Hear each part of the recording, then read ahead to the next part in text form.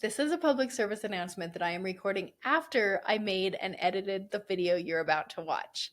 As I was editing, I realized that there was a sunbeam moving across my face, especially in the second half of the video, that I didn't notice as I was making the video. I didn't want to re-record the video because I really like the way it turned out, and I don't know if I can do it as well the second time. And I think there's some amazing content in here that is going to change your life. So, what I encourage you and invite you to do is every time you notice, either consciously or subconsciously, that sunbeam on my face, that it allows you to lean in even more and enjoy the content even more and get even more life changing, healing information from this video. Enjoy the sunbeam streaked video to follow.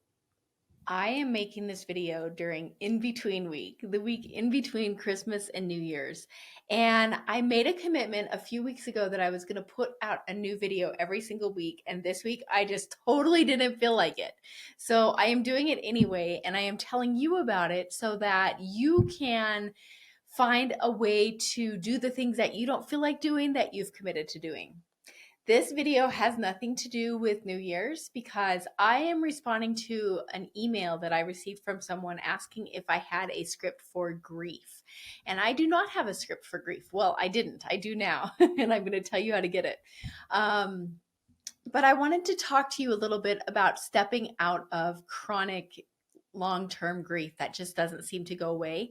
And you can use what I'm about to share for yourself or for a loved one. For if you're a hypnotist, you can use it in a hypnosis session. If you're not a hypnotist, that's totally okay. If you're completely brand new to hypnosis and have no clue what hypnosis really is and you think it's somebody on stage making a person bark like a dog or cluck like a chicken, this is something totally different. So I'm going to show you how to use hypnotic principles to step out of grief or to guide another person to step out of grief. And when I got contacted by someone last week and they asked if I had a hypnosis script, I thought, the hypnosis scripts are amazing. They're very controversial. If you don't know that, some people are really anti-hypnosis script and some people are really pro-hypnosis script.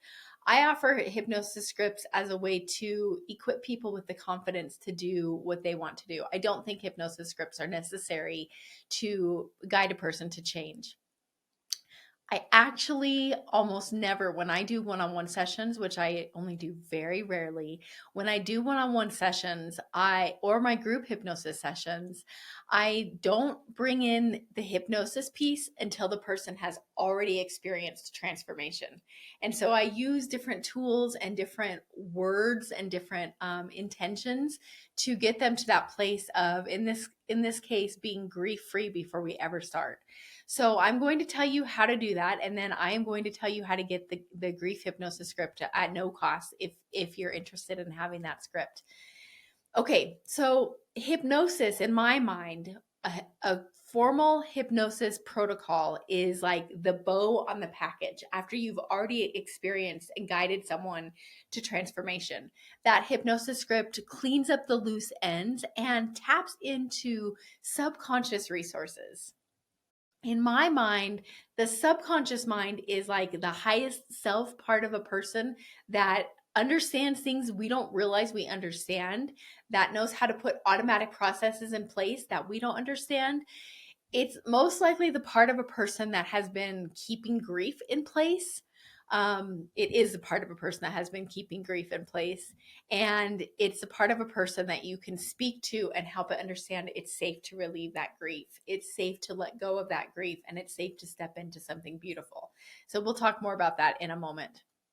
But the hypnosis session helps the unconscious mind make those changes in the way that is just right for that person, and to make those changes permanent, to plug them into all the places where they need that change the most.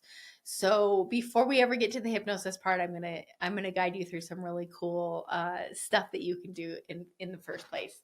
The subconscious mind pays attention to intention. And so it is not important to have the words just right. It's not important to have the perfect script. It's important that you set an intention first, because that intention gives the subconscious mind a roadmap for where that person wants to go, or for where you want to go if you're using this for yourself. And so one of my favorite ways to do this I learned this from my teacher, Mike Mandel, is to use the magic wand question. And so the magic wand question goes like this. And again, it doesn't have to be these exact words, it's just this basic premise. You could ask the person, okay, if we had a magic wand that let this problem disappear forever, what would life be like in that place where the problem used to be a problem, or where grief used to be a problem? So here's a couple examples. You could say, if we had a magic wand, what would you do instead of smoke those old cigarettes? So this is, if you were helping someone stop smoking, you would say, what would you do instead of smoking? Because just saying stop smoking actually is still creating a mental picture of smoking for the subconscious mind, and it's not showing a person what they want instead of smoking. And so in the example of grief, you would say, how would you feel when that old grief you used to have is gone or is a thing of the past? And if you're looking at them, you can do this motion with your hands to like push that old grief out of the way. Or you could say, what would you experience instead of grief? It's really important to say that old grief you used to have, or that old smoking habit you used to have, not your grief or your smoking habit, because those simple words, that old grief you used to have, start to dislodge the problem before you ever even start. And it gets them, this magic wand question gets them to start thinking about being okay. You are going to be amazed at when you ask this question, you'll watch the person most likely kind of look around and they might say, I never really thought, I don't know. I've never really thought about that before. This is called a transdurational search. When they're looking around, it's almost like they're looking around for the answer in their mind and it's not there because they haven't conceived of it yet. When they start to speak about what they want to have instead of that old grief that they used to carry around, something magical happens. They are actually hypnotizing themselves to start to step out of grief or step out of whatever that problem was. We create as we narrate.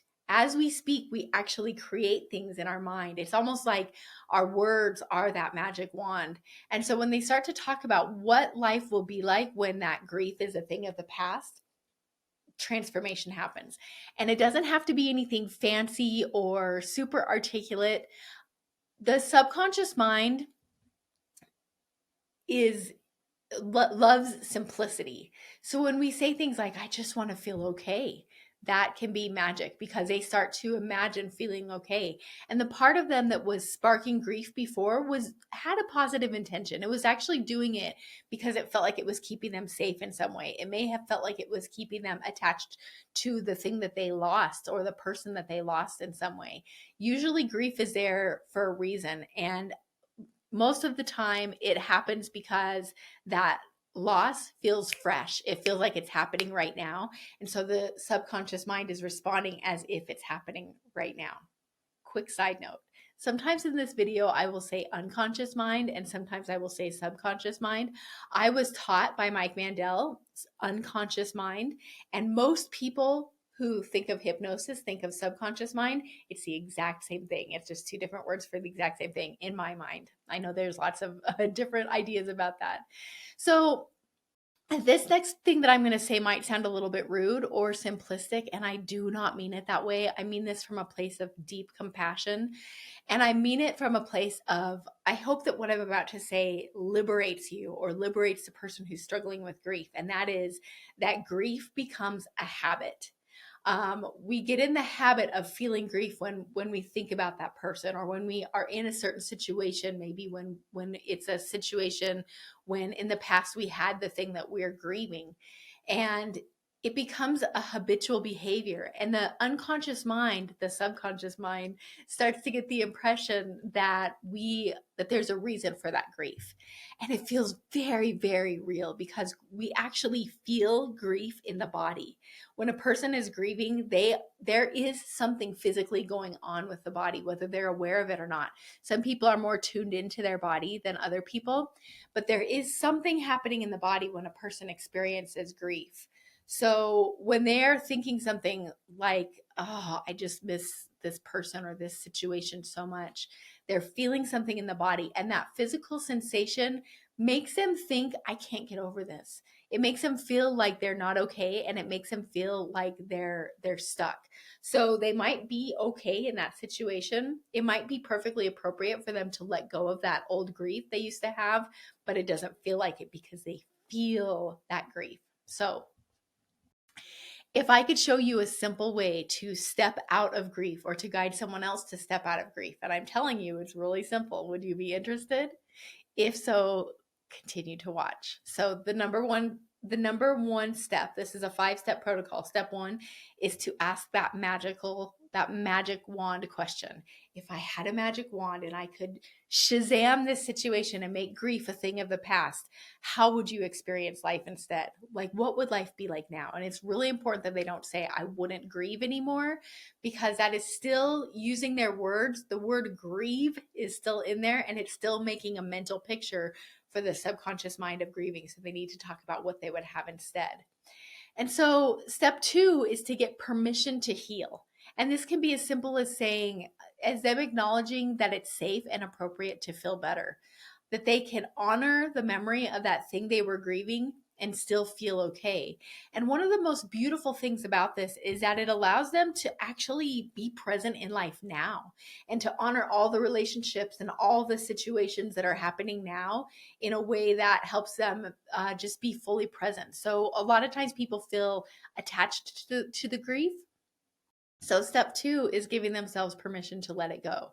And then step 3 is a body scan. And here's where the magic happens. And it seems really simple, but I'm telling you, this is profound. And so often when a person experiences grief, they're essentially trying to run away from it. They're like feeling crappy, they're feeling broken, they're feeling stuck, and there's a part of them that is resisting the feeling of that grief. And so this question lets them actually feel the grief and acknowledge the grief and be present with the grief, which can seem really scary to a person. But what it does is it allows the grief to dislodge from the body because it is stuck in the body somewhere. It allows that grief to dislodge and to move through the body. So I'm going to walk you through how this works right now and show you how simple it is so that you can use this walkthrough to release grief yourself right now, or you can use it to guide someone else through because you'll be equipped to use it from now on. So what I'd like you to do is let yourself, this is going to feel kind of yucky, but it's an important part of the protocol, and that is to just let yourself feel the grief right now. If that's really hard for you, if you shift your 3 B's, your body language, your breathing, and your belief, or the self-talk that you're saying to yourself, it will shift you into that grief. So if you kind of just, get into the posture of grief, let your exhale become longer than your inhale, let your breath be kind of subtle. It starts to shift you into that grief, and just think, oh, like, I'm so sad, or whatever it is that you think when you feel that grief. When we change the 3 B's, we hypnotize ourselves for a certain behavior. So right now you're hypnotizing yourself for grief, and that feels really mean, but it's a really important process because it tells the unconscious mind, this is what I'm ready to let go of. So let yourself feel grief. And now what I want you to do is scan the body and notice where grief lives in the body. Notice where it starts in the body, where you feel it. And if you are an analytical person like I am, and you don't feel like you're super in touch with the body, it works just as well if you guess or if you make it up. So you don't have to know, but you do have to come up with a location in the body and say, that's where grief lives. So just do that now. And now what I would like you to do is just focus on that part of the body. I like to have a person imagine that they could shrink really teeny tiny and go into that part of the body and look at it from the inside and just notice it. And just like say, oh, there you are. I see you. It's not, you don't have to do anything. You certainly don't want to try to make the grief go away. You don't want to be mean to the grief and say, oh, why are you messing up my life? You just want to say, oh, there you are, from a place of neutrality. And if you'd like, you can pause the video here because it helps to do this for about 90 seconds. This is a proven scientific principle that I learned from Jill Bolte Taylor, is that these emotions stick in the body for about 90 seconds. And I know some people have been experiencing grief for months or years or even decades, and that happens because they're resisting it, so it keeps it in place. It keeps recycling that grief over and over, or they're thinking thoughts or experiencing habitual behaviors that are recycling that grief over and over. So this allows the grief to say, oh, it's safe to let go. Sometimes it just wants to be acknowledged, that feeling of grief. So step 4 is to introduce a new and simple thought. This is not the place for complex affirmations. This is a place for simplicity. So anytime a person is experiencing grief, and I promise you this is true, I used to resist this idea, but it's true. Anytime a person is experiencing grief, there is a thought that is keeping that grief in place. So as you start to change your thought, which if you know the 3 B's, thought is the third B, belief, but thought doesn't start with a B. And everything starts to shift. So after you have gone into the body, scanned the body and felt it in the body, you can shift the 3 B's. So if this gets you into grief, this kind of posture, this gets you out of it. So you imagine that there's a magic string pulling you up from the top of the head, because what that does is that allows the rest of your body to kind of like hang loosely and just relax. Especially your shoulders can relax down and even come back a little bit. You can lift your chin slightly. You could take a deep, invigorating breath in and say something as simple as, I am okay right now. I am okay. It does not have to be complex. That simplicity is speaking the language of the unconscious mind, the part of you that was keeping the problem in place. So step 5, and I'll recap all these steps in a moment. Step 5 is the hypnosis session. And I actually consider this to be optional. If you are a hypnotist and someone has come in to have a hypnosis session with you, they're going to expect hypnosis. And so what this does, this hypnosis protocol, is it just beautifully speaks to the unconscious mind. Hey, you know that intention we just set? You know that picture we just created in the mind with our words and our thoughts, as we said, this is what I want to have instead of that grief? Please go ahead and just plug this in the way that is most appropriate for this person. And please plug it in into all the places and all the situations where it used to be a problem, and make it permanent, make it happen from now on. So we're essentially instructing the unconscious, the subconscious mind, to unplug that grief habit and to plug in a new okayness habit, a new habit that says, I am okay, which allows that person to keep the connection to the thing they were grieving, but to do it from a place of perhaps joy or just from a place of okayness. And it allows that person to be present and actually live their life now and cultivate connection with the people and things that are present in their life now. Okay, so the hypnosis script, if you want the script, I'm not going to walk you through right now because this video is already long enough, but you can get that hypnosis script just by looking at the description below this video. There will be a link right there that you can click on for immediate free access. It's my gift to you, and you can freely use this. If you are a hypnotist, you can freely use this with your clients. You can tweak anything that needs to be tweaked and plug in anything that needs to be plugged in for them. You do not have to ask my permission. This is me giving you permission to use it. If you are completely unfamiliar with hypnosis, you can actually get into a relaxed posture, kind of just like a trancey posture where you're just letting yourself deeply relax and read through the script and use it as a self-hypnosis protocol to let your unconscious mind start to make these changes on your behalf, because it was already grieving on your behalf. It was already sparking grief on your behalf. And now you're just recalibrating it to spark okayness on your behalf. Okay, so the five step recap. Step 1 is the magic wand question.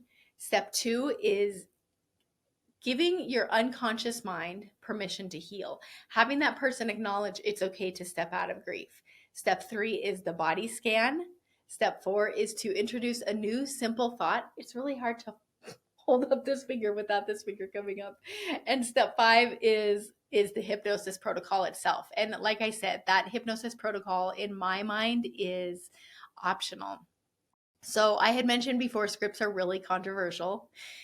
If you decide to use the script, I want you to know that the words that you say in the script are far less important than the intention that you set with the client. And that's why the first 4 steps are so important, because the unconscious or subconscious mind of that person pays attention to intention more than words. And keep the words simple when you're doing hypnosis.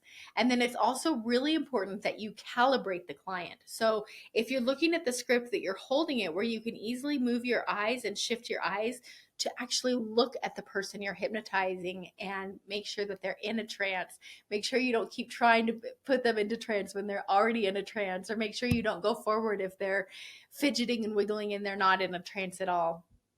I personally do not believe that trance is like this kind of trance, like the kind of trance that a person traditionally thinks of with hypnosis. I do not think that that is necessary for transformation. I'll maybe talk about that in another video. But I just want you to know that if you are struggling with grief, that I see you in my heart, I love you, and that I truly, truly believe that you can heal and move forward. And I believe that if you do the 5 steps that I outlined here, it will guide you to do that. And if you click below, you can get that script